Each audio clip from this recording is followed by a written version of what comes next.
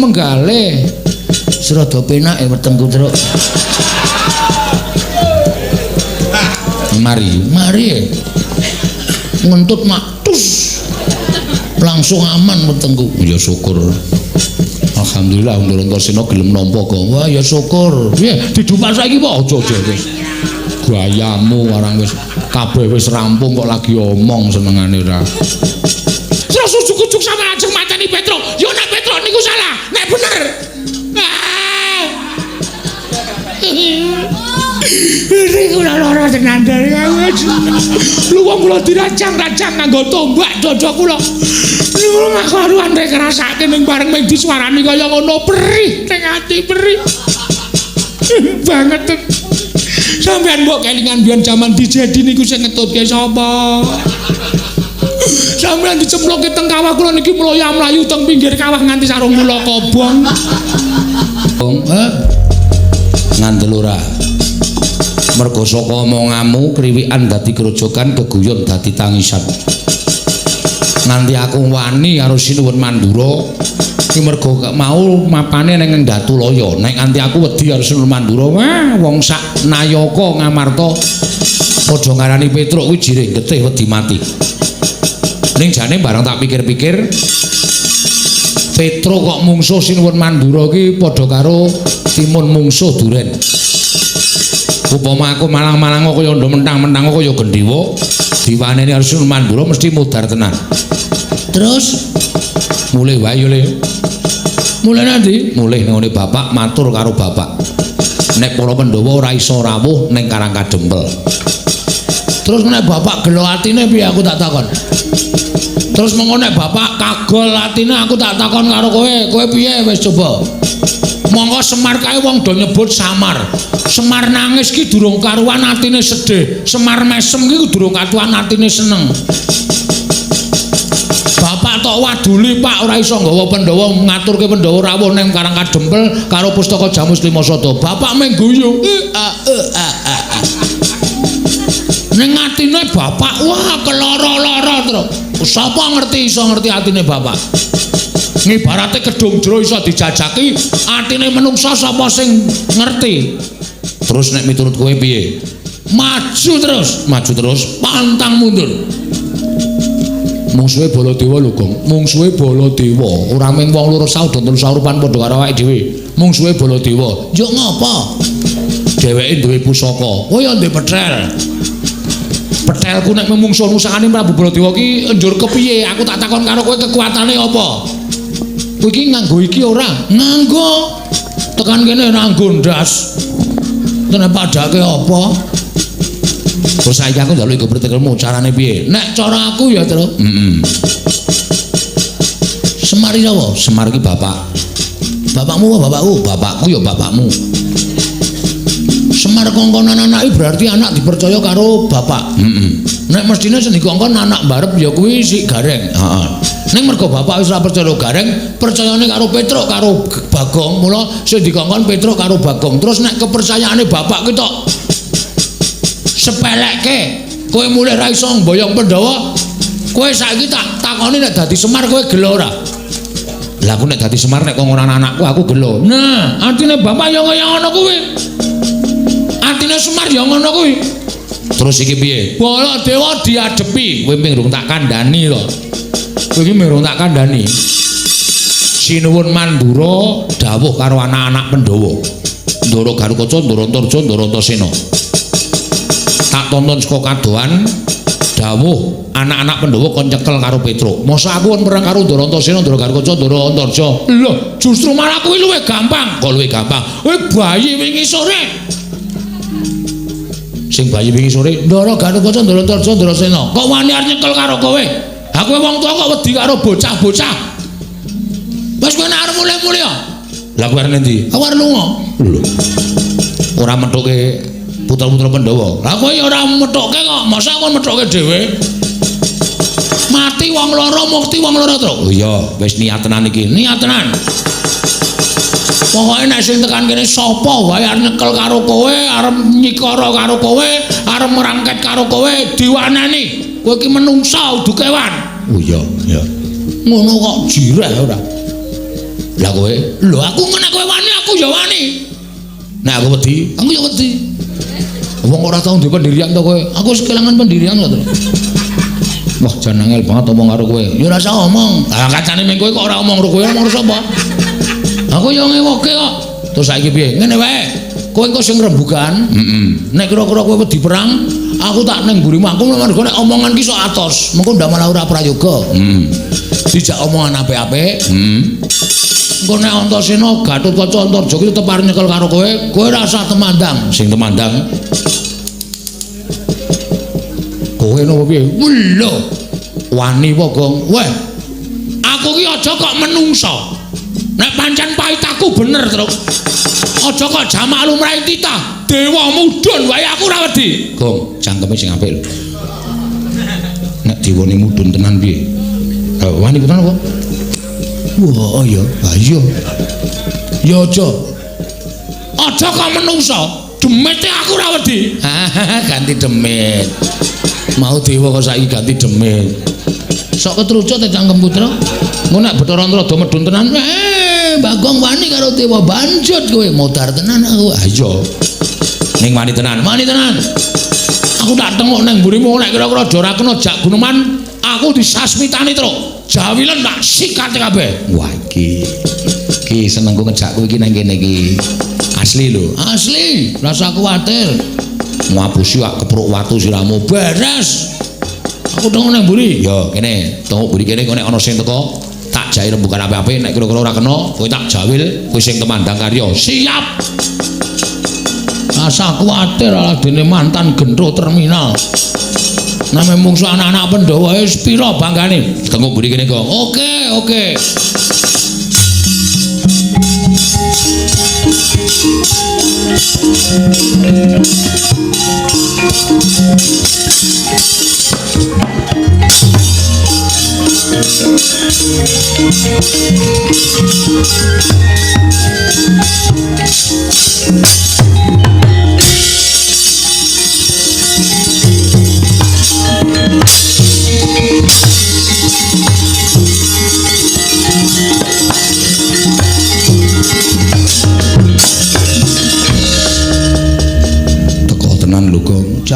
Jaman aku tak udut sih. Iya.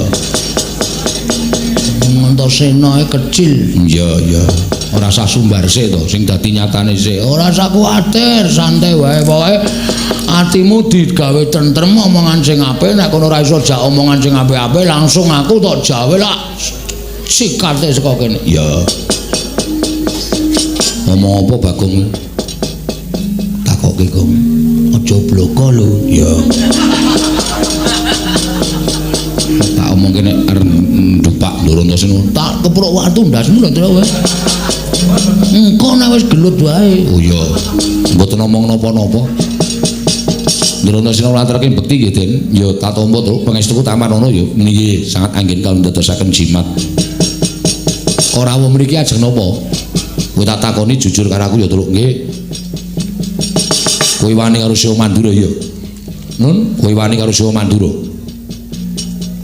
Lho nggih, nganti Siwa Mandura nganake sayembara perang. Bener apa ora? Leres. Kowe arep ngleboni sayembara perang terus kowe wani karo Siwa Mandura. Nggih. Nek ngono bener ngendikaning Siwa Mandura. Kene ulungno tanganmu tak bondo, tanganmu tak krincung sikilmu Petruk. Kowe abdi sing ora manut karo pernataning negara Ngamarta. Manut tak lebokke Pakunjaran. Lho, kula ajeng lebokke Pakunjaran. Yo. Ora mung kowe, ning kowe sak bagonge tak lebokke Pakunjaran. Gong, ayo Gong. Gong. Sik, wetengku lara Indra. Lara kenapa? Mbah iki kok mak cenut ngono. Aduh, tekan kula ngati ya, Tru. Ah terus piye? Ngaso sik, nganu tak ngaso dijak omongan ya. Ya. Tak ngaso sik engko nek mari tak sikate. Oh iya, pirang dina? Emang sedela. Oh iya. Tak olesane minyak solar gampang kok solar.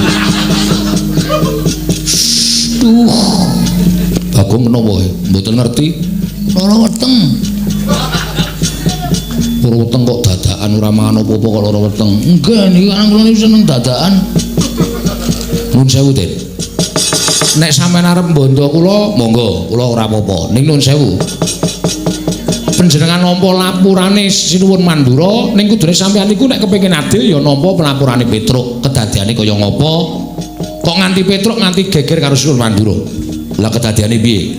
Sampeyan purun nampi, aku gelem nampa. Alhamdulillah. Ning ngoten kula tak jujur karo sampeyan.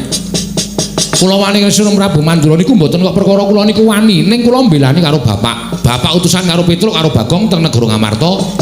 Kon nyuwun ngambil pustaka Jamus Lima Sada sareng kalian Pandhawa 5. Ning saderenge kula sowan Sinuwun Ndarawati wis rawuh. Rawuh Sinuwun Ndarawati kepengin nyuwun pustaka Jamus Lima Sada kinarya tumbal wadaling praja negari Ndarawati sing ketaman Pegebluk. Bagong sing ngomong dudu kula. Pegebluk niku tibane kudu teng papan sing pancen wis ora iso dielekake dening sing gawe jagat. Niku mesti Gusti paring bebendu tumraping papan niku.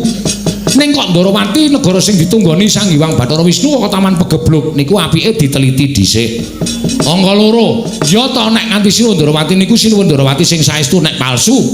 Monggo Pandhawa wis kebacut kelangan pustaka Jamus Lima Sada. Monggo Pandhawa nek kelangan pustaka Jamus Lima Sada menika Pandhawa bakal apes jurite ora duwe kekuatan. Sinuwun Mandura duka. Petruk kantong bolong karo Bagong menungsa ora tatanan dapure kaya ngono wae ngina karo Yai Prabu Ndarawati. Wonten niku persis. Terus kula ya omong kula ora ngina, kula niku ming Bagong niku ming jlentrehke tur dasare omongane Bagong niku bener. Petruk, bali yo. Lah kula bali kan ngopo? Kondo karo bapakmu. Bapakmu wong sekeng, bapakmu wong ora duwe, bapakmu wong melarat kon ngilo karo cengele. Semar ki kere arep bangun pura kencana ki sing nggo ragat apa? Gablek apa? Ngono kuwi persis. Terus kula muntap. Lah bapak kula niku lho, bapak kula Semar niku nek DC karo wong kula niku muntap. Asli kula ora gawe-gawe.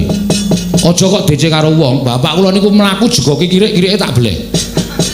Niku saking tresna kula karo bapak. Bapak denek kaya ngono kula nesu. Ayo saniki sampeyan ana wis geger konten nika, ora usah kula critake sing ado-ado. Terus dheweke saya mbok sapa sing cilik gedene sing umur kadidane Baladewa. Menang bayang pustaka Jamus Miang Jimat Lima Sada. Petruk ditantang. Oke, medal Jawi. Bareng metu njaba. Dadi kowe lewani karo Siwa Mandura ki belani bapakmu. Heeh. Anu iya. Anu nggih. Nek ngono tak pikir-pikir tak pitung-pitung bener kowe mbangane Siwa Mandura, Truk. Ah, kene iso menggalih. Serada penake wetengku, Truk. Mari. Ngentut matus. Langsung aman wetengku. Ya syukur.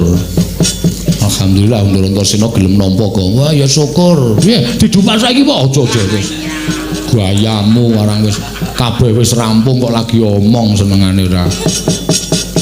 Ning kowe aja seneng-seneng, Truk. Sebabe sing goleki kowe ora ming aku, nek aku iso tok jak rembugan. Sing goleki kowe Kakang Harukaca. Lho, Ndara Harukaca? Ya. Nek kae mesti ora iso tok jak rembugan, kowe mesti diajar. Waduh, mati aku. Duh kok migren ya aku, Truk. Kok ngono pecah ndase ngono.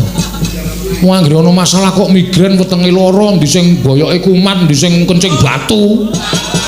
Ah, leman ora. Senengane. Nek tentrem waras nek ana masalah gering menungso apa? Sehat ora? Sehat. Wis ora arep lara. Ah ngono, apa-apa dihadapi wong loro. Lah terus kula pripun? Kowe tak jaluk aja wani karo Kakang Harukaca ya Truk, nenggono lemu dadi abdi. Lah nek kula niku diajar napa kula ora arep bales? Kowe aja kuwatir. Nek kowe diajar tak bilani. Carane nek kowe loro tak tambani, nek kula mati tak uripke. Nganggo napa? Nganggo sungutku iki. Iki tak peres iso nggo nambani wong loro uripke wong mati. Anu wae Truk kon netel wae. Mangane wirawiri kuwi tok buntel plastik tok gawa malah kowe digdaya. Pripun ditetel mawon gundule atos sapa sing aku netel? Niki. Ora aku mengigo kok. Aku menganu kok jenenge inisiatif kok ora karo netel Petruk senengane ora. Wah nggih derek mawon. Ya ngono ya. Nggih, ning aja males nek apa-apake. Nggih, manut wis pokoke totoh raga tak totohke. Wis ngono wae. Nggih. Lah sampeyan ajeng tak pundi? Aku tak ambles bumi. Sik. Sampeyan sampeyan nek ambles bumi kula nyeluk pripun selak modar sampeyan ra jedul. Bagon kok ngedruk bumi ping 3 aku metu. Gong ngedruk bumi ping 3 Ndaratosena metu nek aku bahaya. Oke. Ngono wae ya Truk nggih wis kanthi ya Jer Basuki muga-muga slamet nggih.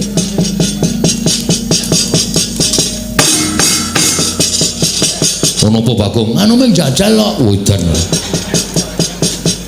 Engko nek ora metu Tru. Ha iya.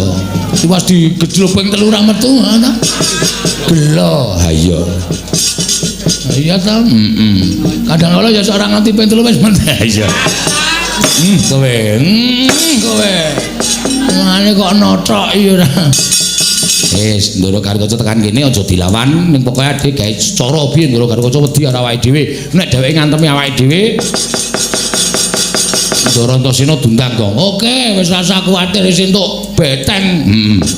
Entuk sing ngayomi rasane kaya wis padhing kae, Tru. Ha iya. Ketonto kowe ya, apa ora?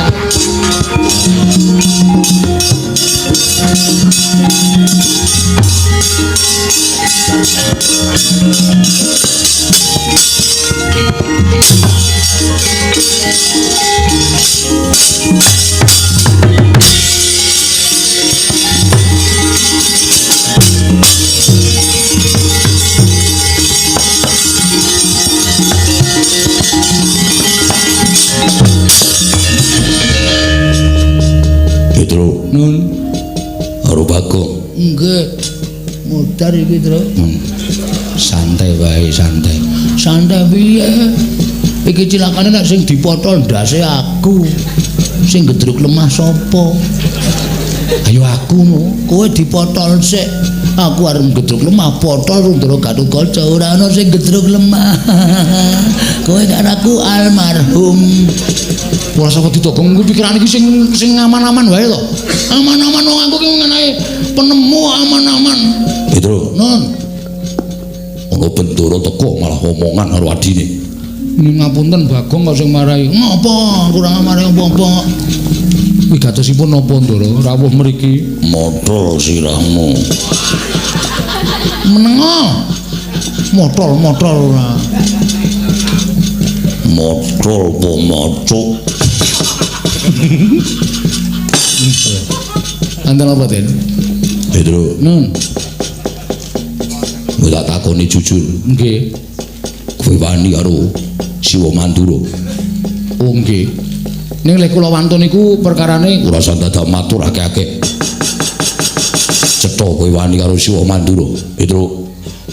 Aku ora sudi duwe abdi sing wani karo Bendoro. Aku ora sudi duwe abdi sing orek-orek marang pasuryaning Bendoro. Ing ora bakal ilang selawase urip. Kowe nyamah asmaning Prabu Mandura. Padha karo kowe mirang-mirangke Gatotkaca. Tinimbang aku duwe abdi sing wawatekane kaya kowe. Mapano ketok pancat pundhamu tak jebol dasmu. Untapke nyawamu marang kayuwanganing Bathara Yama Dipati.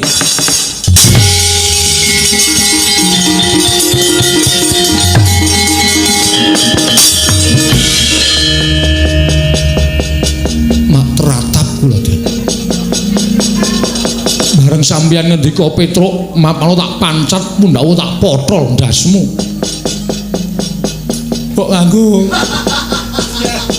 Mbok nganggo tepo-tepo. Kula niku wis tuwa lho, Den. Kula niku rambut kula wis werna 2. Sampeyan niku sing enom kok ndas-ndaske wong tuwa sak penake dhewe. Nek sampeyan ajeng mateni kali kula ora apa-apa mang mateni wong dasare Petruk niku urip sing dinteni napa? Ming ngantri modar.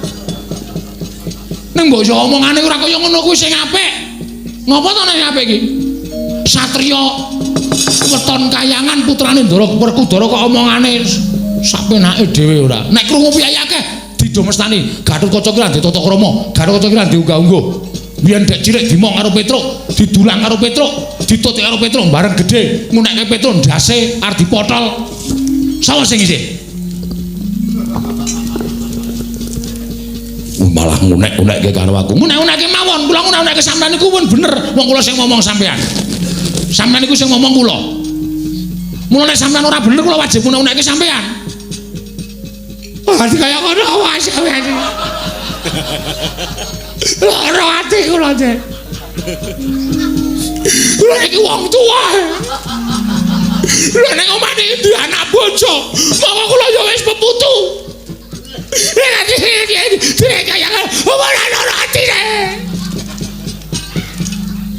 Madang Putra. Brek. Iki sampeyan ae dhewe. Lah arep mateni mang pateni mboten apa-apa. Nek rasa ngucap sing arek ati. Gatut kono. Ora kerasa aku bareng gedhe kok watakmu kaya ngene. Kowe satriyane negara Ngamarta ning ora iso gagas.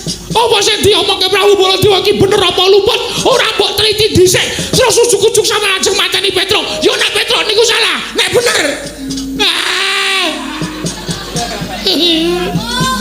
Ini kula lara tenan dari luwung kula diracang-racang nganggo tombak dada kula. Niku gak karuan rek ngrasake ning bareng ming disuarani kaya ngono perih ning ati perih. Banget.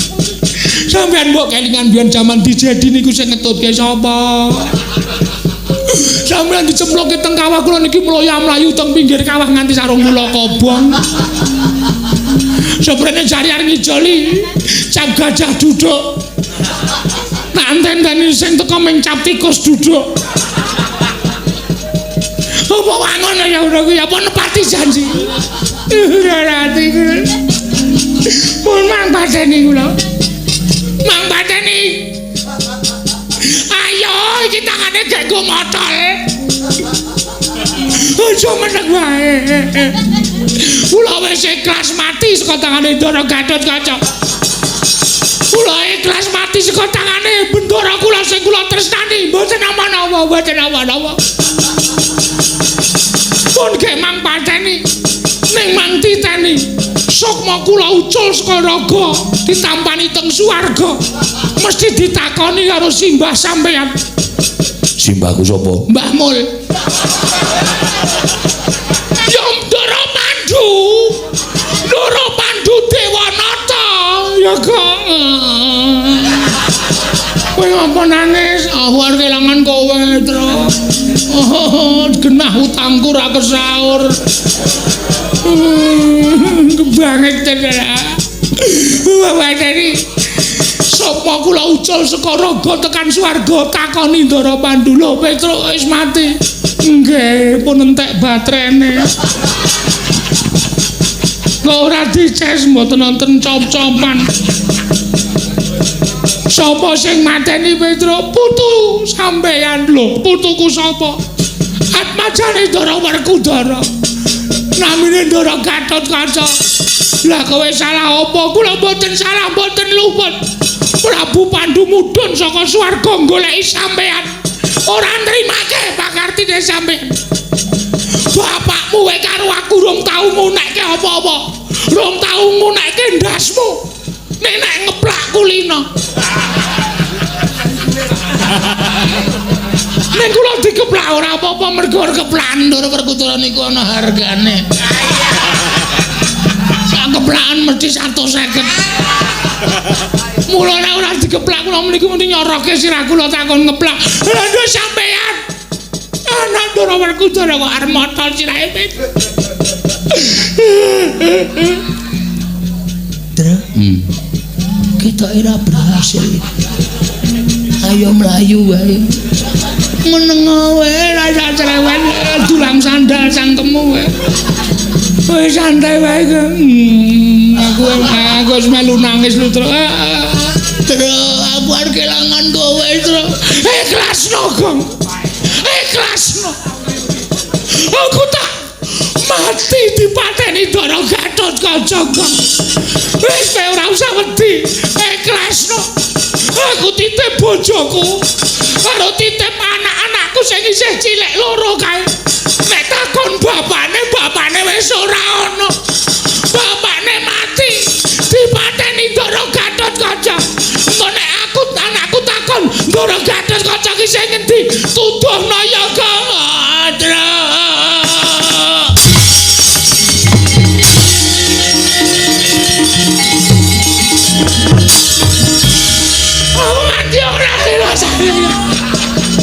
Nek nganti aku Wis minggat wonge. Wis oh. Wis.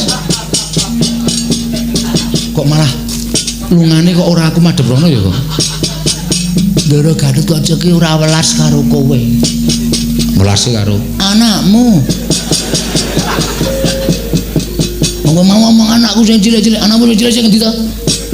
Wis gedhe kabeh to? Heeh. Kamu ni anak cilik loro. anak terpelu kok. Mau makan? Udus kowe. Mangkel aku. Aku ki mau nek muni takon anak sing ngendi? Ana Ndara Gatotkaca iso ora lunga lho. Ha iya. Untung kowe meneng wae. Kowe nangis bareng. Heeh. Aku ya melas terus nek kowe mati. Ha iya. Wis beres pokoke. Heeh. Kari siji. Sapa? Ndara Antarja. Antarja? Heeh. Tandangi ya, Kang. Weh. Kowe bae. Aku ngopo? Aku kan meng pangombyong. Pangombyong. Aku wis ngalahke loro, sing siji kowe. Oke? Oke? Ayo, salim. Yuk. Emah. Ayo to. Meng ngalahke Ndara Antarja kok. Ndara Antarja ya ampoe. Ampu kae nek mungsuh kowe mesti kowe iki ora kurang akal. Wis ngono wae. Aku tak ngasuh. Duh, ngrekoso iki. Menak Antarja teko tenan. Bagong, non, Petro ndi? Mboten nonton. Belis. Yes. Penjuto. Truk. Ya melu tengok-tengok nang kono ya. Emoh. Ya ditandangi dhewe. Kancane ya, Truk. Ora apa-apa, anggere kowe wani ro kono iki kaya aku mau lho. Aku ora duwe aji-aji apa-apa. Ora duwe kekuatan apa-apa tak waneni kok kowe iki jirih ora. Pokoke anggere tetek wani carane piye carane pokoke ditokke. Oke. Wis kono dinteni kono. Ngaso terus nang nggon sing ya ndak awake ireng. Ya. Tandangane sapa sing arep mateni karo kowe mungsuhe ajange Bagong. Iya, ajange Dadakku. iya. Tak antenane nang kene ya, Truk. Ha.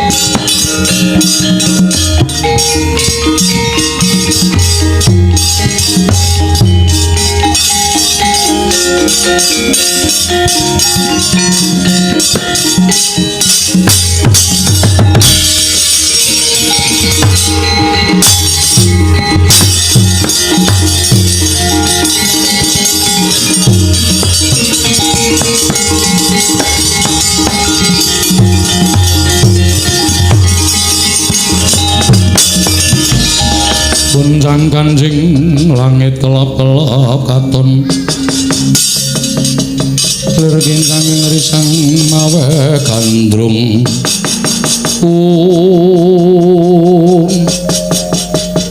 Bagong Nggih. Ndara Antarja. iya Kok dadakan rawuh jedul saking jeron bumi? goleki Petro Non? goleki Petro endi Ya. Goleki Ndara Antarja. ora keplak sirahmu lho kowe omong nek Petro ora ono Hah? omong nek Petro ora ono Engko ngapusi. sing nanggung dosane aku Oke. Nuwun sewu Petro mboten nonton. kowe mbudheke Antarja kowe bar omongan karo Petro aku krungu Wah. Truk, krungu e. goblok banget Nah, Truk. Kau. Iki omongne kae mau nek wis alasan liyane to nika wau radio ngono. Wah, Nding. Saman krungu napa? Kowe omongan karo Petro. Kula omongan karo penyiar radio. Nika sanes Petro. Petro nendi? Petro pun bali. Kowe ngapusi karo aku. Kula tak takon karo sampean. Sampean goleki Petro ajeng napa? Petro arep tak rangket, gedene Petro arep tak pidana. Ulungno Petro. Tinimbang kowe sing tak ajar. Lho, kok njur ngembet tekan aku piye iki? Aku arep tak ajar salah apa ya, Jo? Lho. Kok Jo piye? Jenengmu sapa? Antarja. Tundang Jo ora gelem. Kok ngundang ontorno ya? Kowe nderoda ana ontore. Wah, edan ngomongan karo wong edan. Aku ya omongan karo wong waras. Petro ndi? Petro ora ana domonge. Petro ora ana, yen ngono kowe gantine kowe tak cekel. Weh lah carane sapi jagalan dhisik Antarja. Nek wis tok jagal aku arep tok bleh sakaremu, arep tok kapak-kapake sakaremu. Wani karo Antarja. Apamu sing tak wedeni? Wih lah dalah. Lagi iki Bagong kok duwe kekendelan sing kliwat. Lho, nyepelekake kowe rumangsane pajake. Bagong wis kondang kendel tak omongi, saya nek utang. Aku kendele kliwat tanpa nganggo petungan anakane pira sing penting dapat uang dulu. Maka dadi kowe kok nantang Petro kantong bolong Petro iki kakang kowe. Petro iki masuk angin kowe tak tileki, tak keroki, tak blonyo minyak angin. Skincare.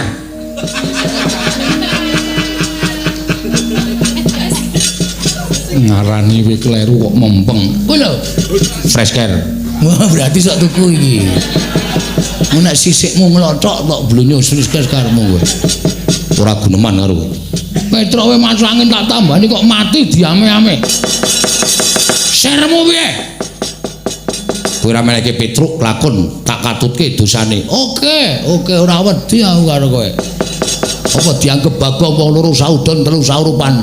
Antasena Gatut kacahe mundur mungsuh Bagong. Apa meneh ming kowe, Jo. Wila keparat adikku Dimas Garukaca Dimas Antasena kalah karo kowe. Lho, seksine masyarakat sing padha mresane iki wedi kabeh aku. Ora ana sing wani aku. Iki sing tuwar nyoba karo kagedayane Bagong. Ngajak apa kowe tak ladeni legane atiku. Ora minggat kene marganing patimu. Jo. Kowe ngerti iki anak sapa? Iki anak Semar. Semar Sang Hyang Ismaya. Semar ki ya menehi kadigdayan karo Bagong. Nyole kowe tak nehi kadigdayan. Ning kadigdayan iki aja tok gunakake nek kowe ora kepepet. Nek kowe ora kepepet wis ora ana dalan, aja tok gunakake. Nek pancen wis ora ana dalan kowe minggok gunakno. Mergo iki digo ngayomi karo uripmu. Sendika, Pak? Aku muni ngono. Terus langsung dinahi aji-aji ngono.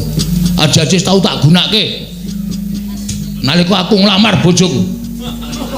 Karo wong maratuwane ra entuk, maratuwane tak tamani aji-aji sirna marga laryu loro. Iki arep tak gunakake sik kedua kali kanggo kowe. Kanggo kowe wong Surejo. Penyakit kowe. Arep tak gunakake kanggo kowe. Arep jajal apa piye? Sawangen epek-epeke Bagong. Sawangen. Iki nek nganti wis abang, nek kowe ora mandek mesti disemprit polisi. Waduh, cakae nek omong ra tau iso serius e. Iki nek wis abang tak tamake Gunung Jugruk Segara Asad. Iki wis bola-bali tak nggo tak coba. Pepek-pepekku ki nek wis abang tak dumokke gunung we Jugruk. Tenan aku ora marah, ora main-main. Ping tak dumukmu ngono wae Jugruk ngiwah Jugruk nengen ra karo-karuan. Asli kowe. Gunung apa wae wis. Aku ora main-main nek percaya iki.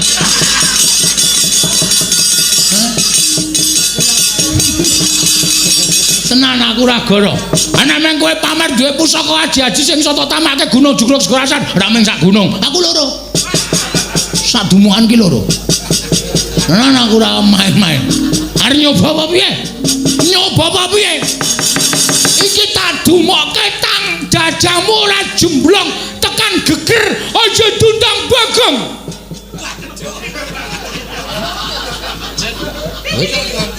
Kok ora wedi iki? Jo, aja ngalamun. Aja gagas aji jaya kawijayanku. Ning iki fakta, kenyataan. Hah? Anjajal ye. Njajal apa piye kowe nyembur sik, nyembur ngono. Upasmu tokno nek nganti iso gawe mlonyoh awake Bagong meguru karo kowe. Ning nek tanganku iki tiba ning jajamu ora amblong tekan mburi sirna kang sire kena. Mergo layu aja dundang anak Semar sing ragil. Kowe lah meneng wae. Iki margane patimu keparat kowe.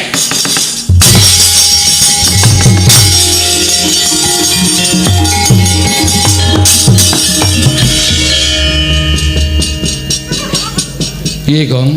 Meh ra sukses e. Aku ora sukses piye? Aku ya arek kaya apus-apus kaya kowe. Heeh. Aku tau dikaya Haji Semar. Iki tak nggo grayang gunung kowe jugruk. Wah. Lengkai kapan nih? Oh suwe kowe ora pas ra ono kowe. Kowe nglimpekke kowe kok kowe ndak meri. Haji apa jenenge? Ora tanai ngerti. Rahasia iki. Oh iya apa, Gong? Wah, asli aku ora goroh. Tenan. Wis ditautuk jajal. Wis bola-balik.